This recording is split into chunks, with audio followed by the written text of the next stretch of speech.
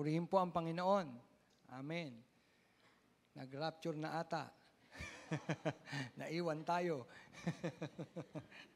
Hindi po, may mga sakit po. No po, may mga sakit po. Yung mga ilan nating kapatiran. Ay panalangin po natin sila. Uso po ngayon yan. At ako rin po, masama ang katawan ko. Huwag po kayo mag-alala. Sabi ko nga po, wala akong COVID. Amen. Tayo panalangin. Dakilang Diyos, salamat sa pagkakataon nito, Panginoon, na binigay mo sa amin upang kami, Panginoon, ay makadulog sa iyo, makasamba. At alam namin, Panginoon, tanggap mo, Panginoon, ang aming mga pagsamba po, Diyos. Ama, dalangin namin sa pakikinig namin ng salita mo. Hayaan mo ikaw ang magsalita, Panginoon. Ang iyong banal na Espiritu, Panginoon, siya mangusap sa bawat sa amin, Panginoon. Salamat po. Gamitin mo ang iyong lingkod, Panginoon, bilang daluyan, Panginoon, ng iyong mga salita. Sa iyo ang papuri, Panginoon. Sa iyo po ang pasasalamat. Sa pangalan mo, Jesus, itong aming panalangin. Amen. Amen. Dual citizenship, responsibilities, clash. Ano po? Kung mayroon kayong mga Bible, buksan niyo po sa Gawa. Gawa chapter 4, verse 19 hanggang 20. Tapos lilipat po natin sa chapter 5, verse 29. Ang sabi diyan, ganito, subalit sumagot sina Pedro at Juan, kayo na ang humatol kung alin ang tama sa paningin ng Diyos. Ang sumunod sa inyo o ang sumunod sa Diyos. Hindi maaring di namin ipahayag ang nakita at narinig. Amen. Lipat po natin sa chapter 5 ng Gawa. Matanda na. Chapter 5, verse 29, sumagot si Pedro, at ang iba pang mga apostol, sa Diyos kami dapat sumunod at hindi sa tao. Amen. Pinagbala po ng Panginoon ang pagbasa ng kanyang mga salita. Hindi maitatanggi na ang bawat tumanggap kay Kristo bilang Panginoon at tagapagligtas ay may dual citizenship. Sino dito ang tumanggap kay Kristo bilang Panginoon at tagapagligtas? Amen. So meron tayong dual citizenship. Ano po? Isa sa langit at dito po sa daigdig na ito. Meron tayong dual citizenship. Sabi ko nga, tayo ay mga tagalupa, tayo ay mga tagalangit. At bilang mga tagalangit, may kaakibat itong responsibilidad. Gayon din yung ating responsibilidad na tayo ay nananatili pa dito sa lupa. So may kaakibat yon na responsibilidad. Sabi ko nga nung nakaraan, ano ang responsibilidad natin dito sa lupa? I-honor natin yung mga namumuno sa atin. Pag-pray natin, ang presidente hanggang sa barangay, ipanalangin ng mga mananampalataya, sumunod tayo sa kanila. No? Sundin natin ang kanilang mga inuutos o parang ganon, binibigay sa ating anatag dito yung responsibilidad bilang mga tagalupa. Po. Ang tanong, kung ang dalawang ito na ating responsibilidad ay magbabanggaan na. No? Kasi sabi, bilang mga tagalupa, sumunod tayo saan? Sa mga namumuno, i-honor natin sila. Kaya lang, may mga pagkakataon, kailangan nating tumayo bilang mga tagalangit. Kailan magaganap yon? No po? Kailan magaganap yon? Ano ang dapat nating gawin? Kapag nangyayari na nagbabanggaan na yung responsibilidad natin bilang nakatira o tagalangit at yung bilang tagalupa. Nagbabanggaan kasi ito eh. No po? Ano ang ating gagawin kung magbabanggaan na ang responsibilidad natin bilang mga tagalangit at bilang mga tagalupa? Ang sabi ko nga, bilang mga tagalangit, tungkulin natin o kinatawan tayo ni Kristo sa daigdig na ito. Mga kapatid, yan ang ating tungkulin. No? Ibinabalik ko lang po. Tayo ay mga kinatawan ni Kristo sa daigdig na ito. Kailangan maging mabuti tayong halimbawa bilang mga mananampalataya, no, mabuti tayong halimbawa sa mga taong nakapaligid sa atin.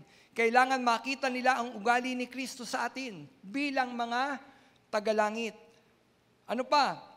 Manindigan at lakaran natin ang ating pananampalataya sa Diyos bilang tayo ay mga tagalangit. Kailangan nating maninindigan. Saan? Sa pananampalataya natin kay Kristo.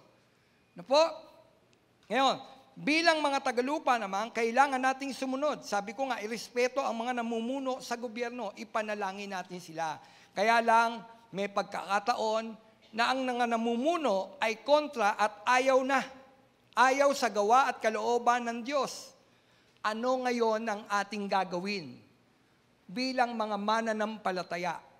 Nung nakaraan linggo, ang sabi ko po sa inyo, i-honor natin kung ano ang gusto ng gobyerno. Tama lang yun. Bilang mga tagalupa, i-honor natin yung kalooban ng mga namumuno sa atin. Biblical naman po yun. Kaya lang, ang sabi ko nga po, anong gagawin na natin kung magbabangga na yung pagiging citizen natin dito sa lupa at yung sa langit. No? Ano ang gagawin natin? Ito po example. Kapag ang gobyerno, iginigiit na nila na ang simbahan ay payagan yung alin? Diborsyo. Divorce. Anong gagawin ng mga mananampalataya kung sasabihin ng gobyerno kailangan na ang diborsyo?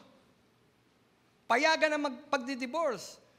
Total naman, kesa nagsasama, na lagi nagkaagulo, away ng away, nakikita ng mga bata ang pag-aaway, payagan na ang diborsyo. Ano ba ibig sabihin ng diborsyo? Hindi lang po ito paghiwalay. Pawawalang bisa yung kasal. Yun ang divorce. Pawawalang bisa yun. Pwede ka na uling mag-asawa. Sa Bible, ang sinabi ng Panginoon, God hate divorce. Ayaw ng Panginoon. Ng alin? Ng diborsyo. Alam natin yon. Dapat tayong mga mananampalataya, alam natin yon. Kung igigit na ito, at pupunta sa simbahan at kailangan ng ikasal, kahit divorce. Mga kapatid, hindi po ako judgmental. Kaya lang, bilang pastor, tatayo po ako. Saan? Paninindigan. Saan? Sa pananampalataya. Na alam ko, bilang pastor, God hate divorce. Pastor, bakit may naghihiwalay? Oo, may naghihiwalay. Legal separation. Pero hindi ang paghihiwalay ang magiging susi para mag-asawang muli. Si babae, pag nakipaghiwalay sa lalaki, hindi siya pwedeng mag-asawang muli. Bakit? Magkakasala siya ng pakikiapid. Si lalaki, ganyan din. Kapag nakipaghiwalay sa babae, hindi siya pwedeng mag-asawa. Bakit? Siya ay magkakasala ng pakikiapid. Kasi hindi yun ang tunay niyang asawa. Meron kang sinumpaan. Amen? Kaya bago pa lang ikasal, kinakaunsil na yan ng mga pastor. Baka pwede pang umurong. Baka hindi nyo kilala ang isa't isa. Nakalulungkot, pati paghilik ngayon. Pati paghilik. Saninang pagdiborsyo. Sa Amerika. Pag naghihilik ang babae o lalaki, pwedeng i-divorce. Sa Pilipinas, hindi pa pinapayagan ang divorce. Ano dito?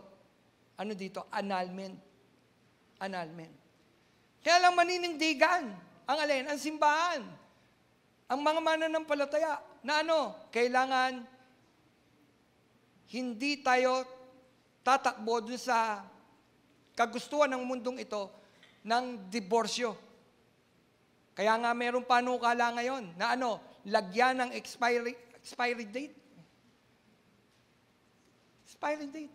Mag-expire.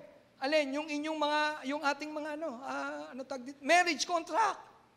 May expiration na. Yun ang gusto. Halimbawa, sa 2 taon, mag-asawa tayo. Pag hindi tayo nagkasundo, wala nang bisa. Ang alin, ang kasal. Yung kontrata, kapatid, hindi. Alam natin, pag kinasal ang lalaki at ang babae, ang sabi, habang buhay silang magsasama. Habang buhay. Kaya ako dito, may dalaga, may binata, mag-isip. Mag-isip. Ngayon, kung maghiwalay, may paghiwalay, huwag kang hahanap ng mapapangasawa. Amen? Bakit? Nagkakasala ka ng pangangalo niya at pakikiapid. Kapatid, bilang mga mananampalataya, gigit natin yon. Tatayo tayo doon. Ano yon? God hate divorce. Sojibil. Sojibil. Kailangan manindigan tayo. Na ano? Ang mga mananampalataya, ang ikakasal, dapat babae at lalaki. Hindi pwedeng ikasal ang babae sa babae at ang lalaki sa lalaki. Alam natin yan. Kaya't napaka-importante bilang mga mananampalataya, binabasa natin ang Bible. Bakit? Para alam natin. Alam natin kung saan tayo maninindigan. Paano kung igigit na ito ng gobyerno? Sa Amerika, pinayagan na ito. Pag pumunta sa pastor, ang isang lalaki at lalaki, magpapakasal sila at tinanggihan mo, pwede ka idemanda. Makita nyo? Alam naman natin, ang pwedeng ikasal ay lalaki at babae. Maninindigan tayo. Mga kapatid, pwede ba tayong manindigan? Di ba? Dapat maninindigan tayo. Pag ginigit na ito ng gobyerno, ang gagawin natin, mag-iingay tayo.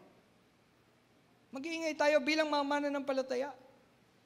Bilang mananampalataya ng totoong aral ng ating Panginoon. Hindi tayo makikipamatok. Makikisang-ayon. Mahal natin sila. Kaya lang hindi tayo dapat makisama. Pwede tayong makisama, pakikisama, pero hindi ka dapat makisama. Amen? Kung igigit na ito at sasabihin, tatayo ang mga mananampalataya. Tatayo ang mga mananampalataya. Amen? Lalaki at babae lamang ang pwedeng ikasal. At sino ang pwedeng ikasal? Dalaga at binata. Sino pa ang pwedeng ikasal? Biyudo at biyuda. Pagka biyuda na, malaya na siya. Kasi patay na yung naging partner niya. Yung kinasal siya doon, nawala na. Sa daigdig na ito, kinuha na ng Panginoon. So pwede na, malaya na. Amen? Yun ang mga pwedeng ikasal. Kung ipahinto ng gobyerno ang ating mga pananampalataya at hindi na pwedeng pumunta at magtipo ng mga Kristiyano sa bahay-sambahan, anong gagawin natin? Noon, huminto tayo. Bakit? Health issue. Health issue yun. May COVID. Kailangan nating ihinto, sarapan ng dalian. Ang alin? Ang simbahan. Pero hindi tayo lilimitahan ng gobyerno. Mag-online kayo. Gamitin niyo yung platform na ito. Mag-online kayo, mga mananampalataya. At lahat ng mga pananambahan, ganun ang ginawa. Kaya nga tayo, may online rin. Nakuha niyo po? Hindi tayo sinikil. Hindi tayo, hinto nyo yan, walang mananambahan. Hindi po ganon. Kaya lang kung dumating yung pagkakataon na ganon, igigit na ng gobyerno, wala nang pupunta sa church. Kasi darating ang panahon, igigiit ng gobyerno, lahat ng gobyerno sa daigdig, isa na lamang ang reliyon. One religion, one currency, one government. At simple na ito na gumagapang, lumalakad. Ano daw? One government, one currency. Tingnan ninyo, hinihanda na nga ng gobyerno eh. Hinihanda na ang tao. Saan? Sa one currency. Tingnan ninyo, yung nasa Europe, nagsama-sama na. Ano nang tumatakbong pera sa Europe? Euro. Euro. So pinakikita, pwedeng mangyari, one currency. Nakita niyo po? Kailan magaganap yan? Kapag dumating na ang Antikristo. Nakita niyo po? Paano kung ipahinto na ng gobyerno ang ating mga pananampalataya? Hindi na kayo pwede sumamba. Mga kapatid, kailangan nating manindigan sa ating mga pananampalataya pagdating sa mga ganitong sitwasyon. Ano ang sagot ni Pedro? Kanino kami susunod? Sa inyo o sa Diyos? Susundin namin ay ang Diyos. Mga kapatid, hindi ko kayo inutusan o tinuturuang maging rebelde. Sabi ko nga nung nakaraan, hindi tayo mga rebelde. Tayo'y susunod. Kaya lang pagdating sa usapin ng pananampalataya natin sa Panginoon, kailangan manindigan tayo na tayo ay sasamba sa isang Diyos na hindi nating nakikita, ngunit alam nating buhay na Diyos. Amen. Kumikilos sa buhay ng bawat isa sa atin, maninindigan tayo doon. Tatayo tayo saan? Sa pananampalataya. Mga kapatid, nung pamanding lumang tipan, nagaganap na mga bagay na ito. Pinahihinto, sinisikil ang mga mananampalataya. Ang mga apostol, ang mga unang simbahan, anong ginawa noon? Pinagpapatay, pinakain sa leon, mahinto lamang. Ang alin? Ang gawain. Mahinto lamang ang simbahan na itinatag ng ating Panginoon. Mahinto lamang ang panambahan patungkol kay Kristo. Mahinto lamang ang pangangaral patungkol kay Kristo. Pinagpapatay. Pinakakain sa leon. Kaya lang, tingnan ninyo, bakit kumalat ang mga Kristiyano? Bakit ang Kristiyano, ang reliyong Kristyanismo, kumalat, nakarating sa bawat isa sa atin? Alam niyo kung bakit? Dahil sa pananindigan ng mga naunang Kristiyano, kahit ang buhay pa nila ang maging kapalit, basta sila iahayag nila ang salita ng ating Panginoon. Amen. Tayo maninindigan. Kaya lang, paano natin baka paninindigan? Kung mabuhay ang ating mga pananampalataya. Kailangan, mga kapatid, matatag ang ating pananampalataya sa ating Panginoon. Para kung dumating man ang mga ganitong sitwasyon, alam mo kung saan ka tatayo. Kapatid, alam mo ba kung saan ka tatayo? Pag dumating ang ganitong sitwasyon, ang sabi ng Gawa, 3:1-8, mahaba itong istorya, no? Ito yung sa lalaking lumpo sa templo na pinagaling ni Pedro o napagaling ni Pedro at ni Juan. Ano ito? Pag binasa niyo po ito, basahin niyo na lang po sa bahay. No po? Gawa, chapter 3, verse 1 hanggang 8. Ang sabi, ang lalaking ito ay naglulumundag at nagpupuri sa Panginoon. Ano daw yung lalaking lumpo? Naglulumundag, nagpupuri saan? Sa Panginoon. Bakit? Pinagaling eh. Pinagaling o napagaling ni Pedro at ni Juan. Itong lumpong ito, dinadala saan? Sa pintuan ng templo, araw-araw, parang manglimos. Manlimos. Pero ang sabi ni Pedro, nang katagpuin siya, silver or gold, wala ako. Pero meron akong iyayag. Ang sabi, mayroon akong Jesus. Ang iyayag ko sa iyo ay ang Panginoong Jesucristo. Sa pangalan ni Jesus, tumindig ka. Tumindig ka. Sa madaling salita, ang lalaking lumpong ito, tumindig sa kanyang pagiging nakalugmok, sa kalagayan lumpo, tumindig. At anong ginagawa? Naglulumundag. Naglulumundag at nagpupuri sa Panginoon.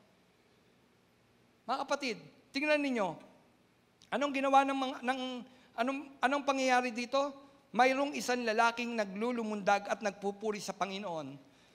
Ang milagrong ito, ang malaking pagkakataon para maihayag ang salita ng ating Panginoon.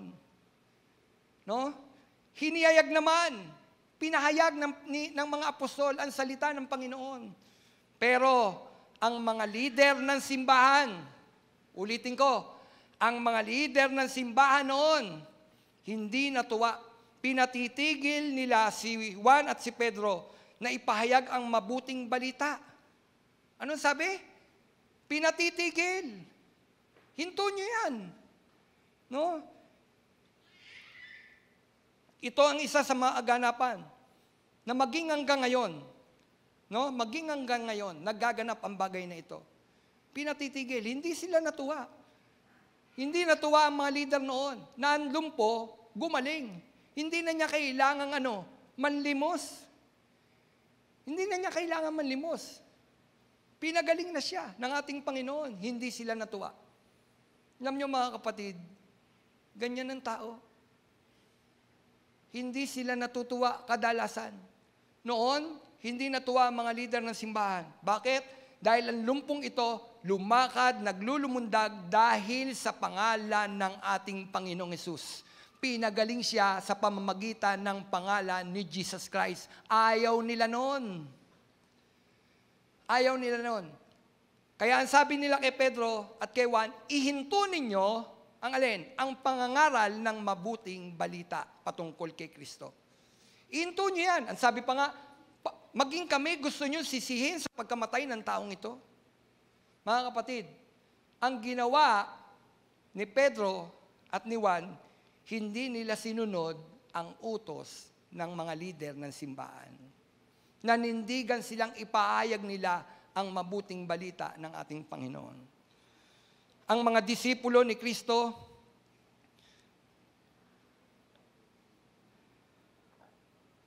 ay patuloy na nangaral sa pamamagitan ng ating Panginoon. Inihayag nila ang salita kahit pa pinagbabawalan sila. Mga kapatid, maging hanggang ngayon sa Amerika, isang pastor ang binaril habang nangangaral sa kalye. Binaril sa ulo. Kita ninyo? Kung noon naganap ito, pinatitigil, maging hanggang ngayon. Sabi ko nga, isang pastor, nangangaral ng mabuting balita, binaril sa ulo. Ano pa? Nangangaral, ang mga mangangaral sa Amerika, binubulyawan ng bata. Binubulyawan ng bata. Napanood ko mismo. Kaya umapila ang mga Kristiyano doon, ipanalangin natin ang alin? Ang mga kapwa nating Kristiyano na dumaranas ng mga pag-uusig. Mga kapatid, dito, pag nangaral tayo sa kalye, hindi pa nga tayo pinag-uusig eh. Nakita niyo po? Hindi tayo pinag-uusig. Pero doon, pinag-uusig na, binabaril. Binabaril. Ngayon, kapag ganun sitwasyon, anong gagawin natin? Maninindigan pa rin. Maninindigan pa rin tayo na ipangangaral natin ang mabuting balita ng ating Panginoon. Pwede po ba yun, mga kapatid? Ang mga disipulo ay itinalaga para mangaral at iparating sa tao ang pag-ibig ng Diyos. Kaya yun ang kanilang ginawa. Kailangan nilang ipahayag ang mabuting balita at pag-ibig ng ating Panginoon. Kaya ipinaliwanag nila sa mga namumuno, bakit sila nangangaral. Sinabi ni Pedro at Juan na dapat nilang sabihin sa tao ang kanilang nalalaman patungkol sa Diyos. Mga kapatid, ano sabi? Dapat nilang sabihin sa tao ang patungkol sa kanilang nalalaman. Tayo, ano ang nalalaman natin kay Kristo? Ano ang mga patotoo mo? Na minsan, pinipigilan ka na ihayag yung patotoo na yan. Natandaan ko noon, na-mute ako. Na-mute ako. Saan? Sa FB. Bakit? May nabanggit ako. Yung binabanggit ko na yon, nagpapakita ng milagrong ginawa ng Panginoon. Minute. Nakita nyo? Hindi pwedeng magbigkasin doon. Minsan tuloy, parang ganito. Limitado, kag-online, ang alin, paghahayag kung anong ginawa ng Panginoon. Kasi inihayag ko doon kung paanong pinagaling si Omel ng Panginoon. Kung paanong pinagaling ng Panginoon. Na-mute. Ewan ko ngayon kung mamamute ako. Kailangan mo ihayag. Kapatid, minsan ang tao hindi natutuwa sa mga patotoo mo. Hindi sila natutuwa. Pero ang gagawin mo, itatago ang ginawa ng Panginoon sa buhay mo, ipatotoo mo. Ano nalalaman mo patungkol kay Kristo? Ipatotoo mo. Amen? Ipatotoo mo. Ipatotoo natin. Ang alin? Ang mabuting balita ng ating Panginoon. Paano ka ginawa ng milagro ng Panginoon? Ipatotoo mo. Huwag mo itago yan. Sabihin mo. Sabihin mo, paano gumawa ang Diyos ng milagro sa iyo? Paano kanya pinagaling? Kung mayroon kang karamdaman na pinagaling ng Panginoon, paano ka pinagaling? Sabihin mo sa tao, manindigan ka. Kahit ang tao tila hindi na nakikinig sa iyo. Manindigan ka, kapatid. Ipaliwanag natin sa kanila. Pakita natin sa kanila na kailangan natin sundin, hindi ang tao, kundi mismo ang Diyos ang dapat natin sundin. Amen? Kapatid, maninindigan ng mga mananampalataya. Lalo na ngayon na nasa uling araw na tayo. Kailangan nating manindigan. Anong sabi? Subalit sumagot si Pedro at Juan, kayo na ang humatol kung alin ang tama sa paningin ng Diyos. Ang sumunod sa inyo o sumunod sa Diyos? Oo nga. Pinatitigil sila eh. Ang sabi ni Pedro, kayo na ang humatol. Ano ang tama? Ang sumunod sa inyo o ang sumunod sa Diyos? Kapatid, tanong ko sa inyo, alin ang tama? Ang sumunod sa tao o ang sumunod sa Diyos? Alam nyo ba, umieko sa ating mga tenga ngayon, ang ingay ng mundong ito, kung ano yung gusto ng tao, kung ano yung yun ang gawin mo. Simple-simple. Kung saan ka masaya, gawin mo. Nakita nyo? Di ba? Kung saan ka masaya, gawin mo. Kung yan ang makapagbibigay sa iyo ng kagalakan, gawin mo, kapatid. Oo, may kalayaan tayo kay Kristo. Pero hindi tayo dapat, makisang-ayon sa takbo ng mundong ito. Tama ba yun?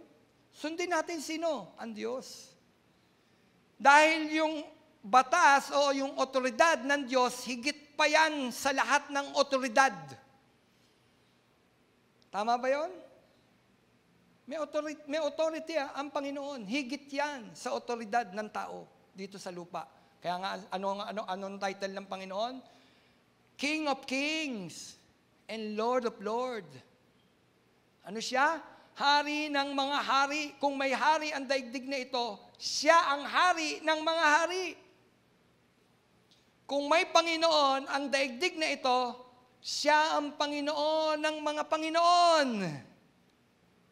Kaya kanino ka susunod? Kanino tayo susunod? Sa Diyos na mayroong mataas na otoridad sa lahat ng bagay at sa lahat ng tao. Amen? Maninindigan tayo, mga kapatid. Kailangan natin tumayo bilang mga mananampalataya kung nagbabanggaan ang responsibilidad mo dito sa lupa at bilang makalangit. Bilang mga taong makalangit. Pag nagbabanggaan na yan, kapatid, titindig yung salitang ikaw ay tagalangit. Taga-saan ka, kapatid? Taga-saan tayo? Saan ang tunay mong tahanan? Tagalangit. Manlalakbay lamang tayo dito sa lupa. Napakaikli ng panahon. Napakaikli ng ating paglalakbay.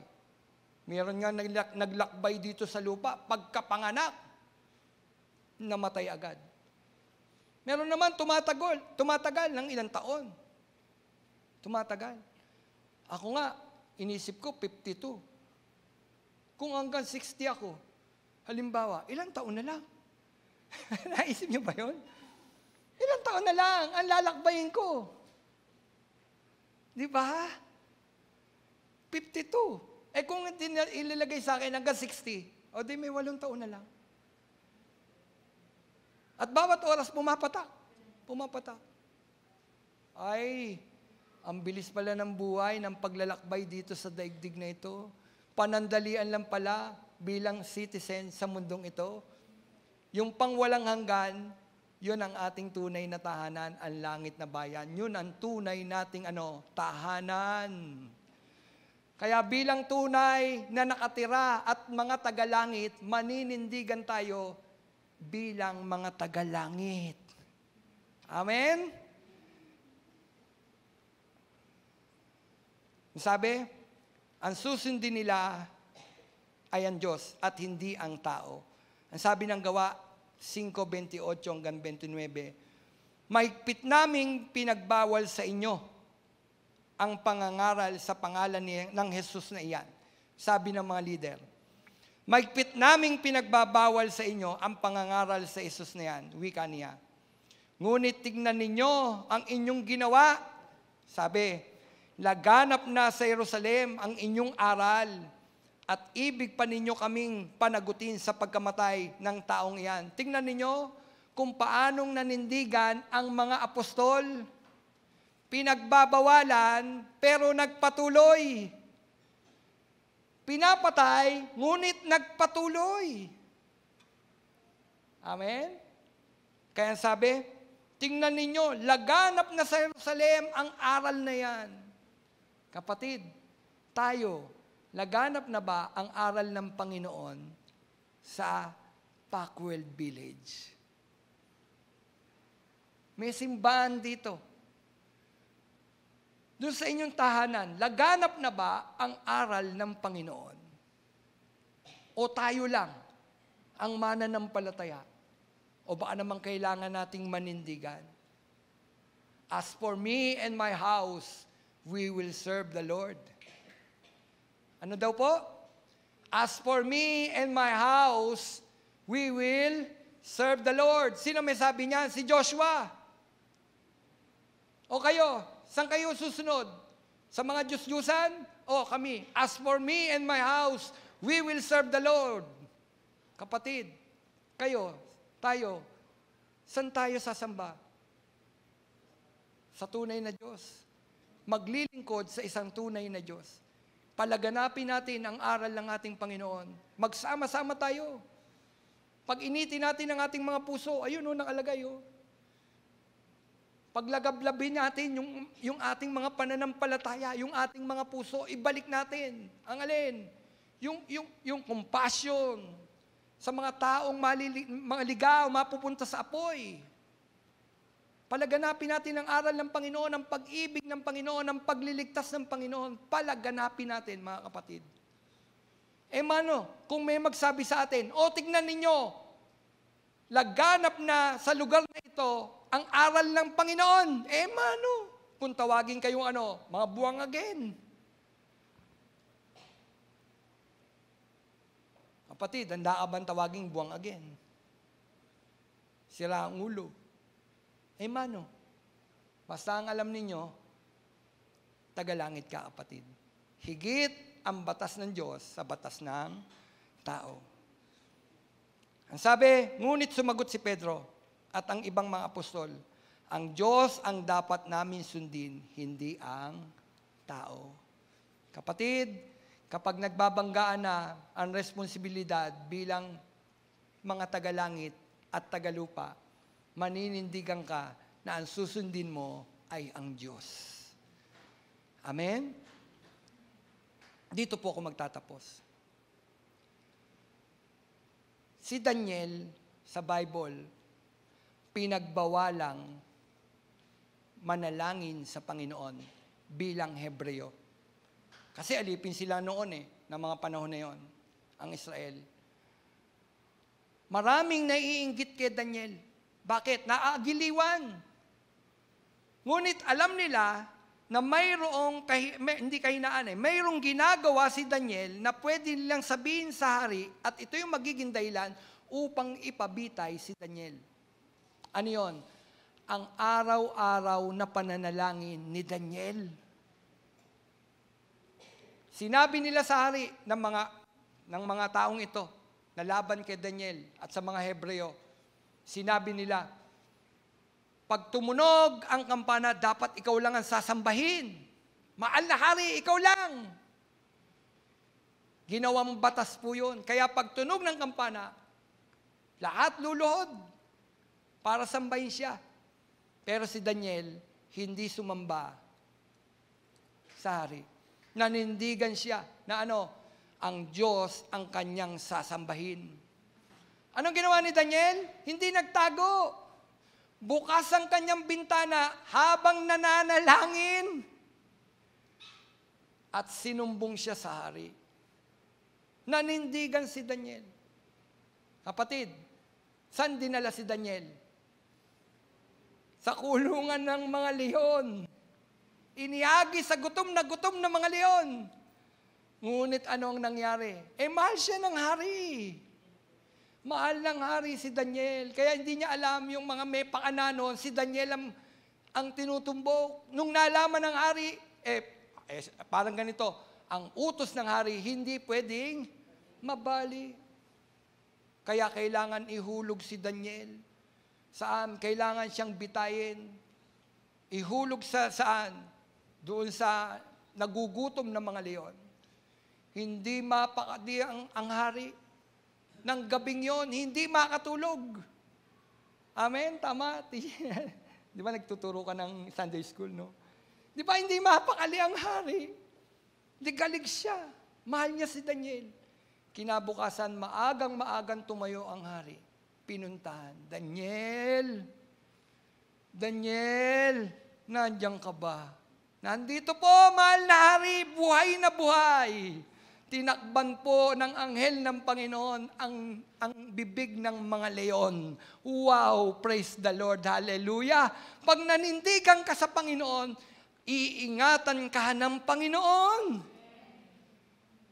Si Daniel iningatan ng Panginoon. Saan? Sa bibig ng mga gutom na mga leon. Sabi ng hari, lahat ng may pakana nito kay Daniel, sila ang ihulog. Saan? Sa gutom na mga leon. Hindi pa sumasayad, kinaagat na ng leon. Pagkahagis. Nakita nyo? Pag nanindigan ka, ano gagawin? Iingatan tayo ng Panginoon kahit manganib pa ang ating mga buhay. Pag nasa sentro tayo ng kalooban ng Panginoon, hindi mo pa oras para mamatay, iingatan ka ng Panginoon. Amen? Yan si Daniel. Meron pa. Sabi ko, tapos na, no? Si Shadrach, Meshach, at Abednego. Ang alalay ni Daniel. Kailangan lumuhod na naman. Saan? Sa pinagawan rebulto. Tama?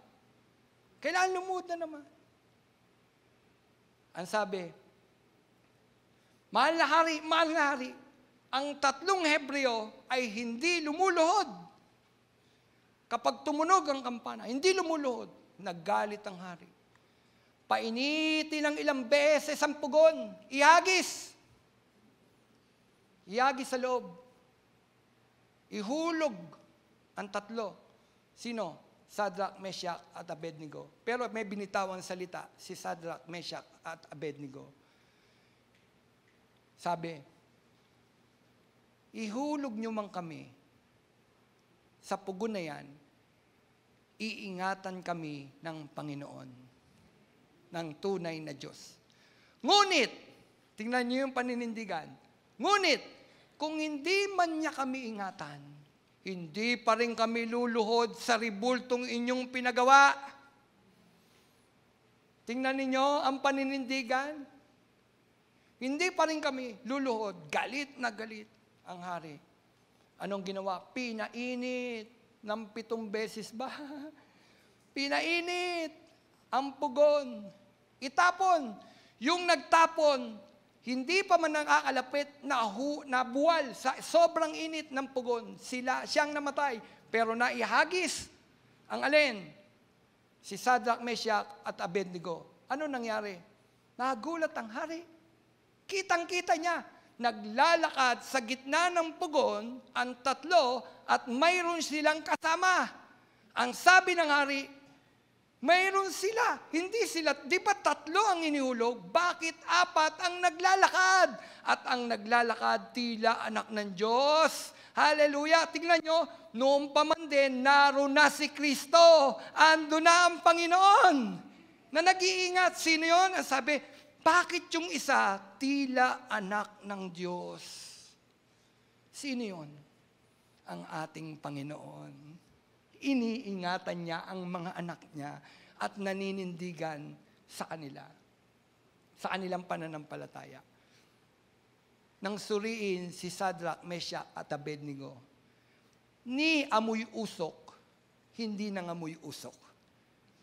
Ganun mag-ingat ang Panginoon sa mga taong naninindigan sa kanilang pananampalataya. Kapatid, ngayong araw na ito, naninindigan ka ba na ikaw ay tagalangit? Manindigan po tayo. Malapit nang dumating ang Panginoon. Malapit na niya tayong kunin. At uuwi na tayo sa tunay nating tahanan.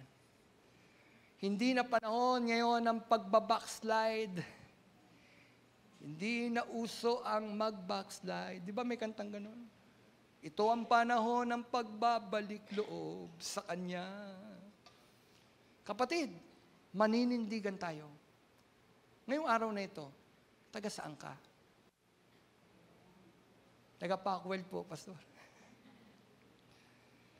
Tayo ay mga tagalangit. At iingatan tayo ng Panginoon kung makikita ng Panginoon na ninindigan ka sa iyong pananampalataya. Amen? Ano man bigat, suliranin, mayroon tayo. Mayroong isa tayong Diyos. Mapagmahal, nag-iingat sa bawat isa sa atin. Yan ang ating Panginoon. Yan ang ating tatay. Kahit maging sanhi pa ito ng ating buhay, kapalit ay buhay, manindigan ka, ikaw ay isang Kristiyano. Ano ka, kapatid? Ako ay isang Kristiyano. Ako ay mananampalataya ni Kristo. Amen? Ako ay mananampalataya ni Kristo. Pwede po ba natin sabihin yun? Ako ay mananampalataya ni Kristo. Mga kapatid, meron ba kayong mga Bible? Asa ng mga Bible nyo?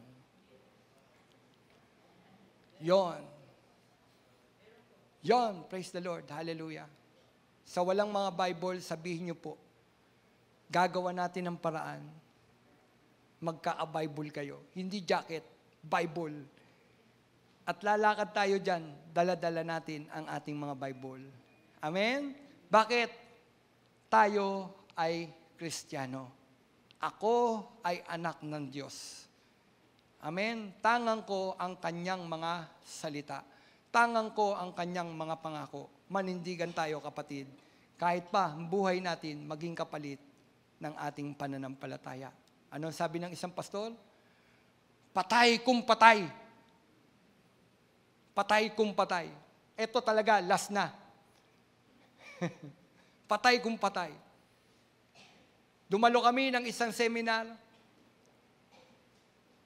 Pioneering pastor, wala pa akong hinahawakan simbahan. Kailangan kong dumalo doon kasi kailangan kong matutunan kung paano mag-pioneer ng church. So tinuruan kami doon. Pagkatapos yung uling araw, 4 na araw kaming tinuruan, yung uling araw, meron kami kasama doon, pastor. Sabi niya, sasama ba kayo ng Mindanao? Walang kumikibo sa amin. Kasi may SOS noon. Summer of Service. Sasama ba kayo ng Mindanao? Iayag natin ang mabuting balita. Walang kumikibo sa amin. Sabi niya, akala ko ba patay kung patay? Ang sabi namin, patay kung patay, patay kung patay. Sabi niya, patay kung patay. Dapat sasama tayo sa Mindanao. Walang kumibo. Hindi rin ako kumikibo. Hindi naman ako pinapupunta ni Lord dun eh. Nakawa niyo po? Eto ngayon. Testimony time. Testimony. May isang pastora na ang pinagpapastoran niya, tala. Saan daw? Tala. Ano ba yung tala? Lugar ito noon. Dalahan ito ng mga meketong. At marami siyang miyembro, meketong noon. Nagsigaling na. Sa patotoo ng pastora, meron po akong member doon, walang tenga. Putol na ang kamay. Sabi niya, sabi nung pastor na si patay kung patay. Pastor, saan daw siya nagpapastor? Sabi ko, doon daw po sa tala, yung dalahan ng mga meketong noon. Pero kung kayo mag-alala, pastor, magagaling na daw po yun, tsaka wala na po noon, may ganun. Sinara na po ngayon. Ano na yun? Ordinaryo na ospital. Sabi niya, naligo na kaya si pastora? Naligo na ba? Sabi ko, kala ko ba patay kung patay? Nakawa niyo? Sinisigaw niya, patay kung patay. Kaya lang sabi niya, saan daw yung simbahan niya? Tala daw po. Mga member niya, may mga dating ketong. Pero pinagaling na ni Lord. Pero nakita niyo, minsan mahirap yung mayabang. patay kung patay. Kapatid, patay kung patay, manindigan tayo, pero wag tayong maging mayabang. Hyper faith, sinubok ni Lord. Nung oras din na yon, sino daw member niya? Mga meketong po. Naligo na kaya si pastora?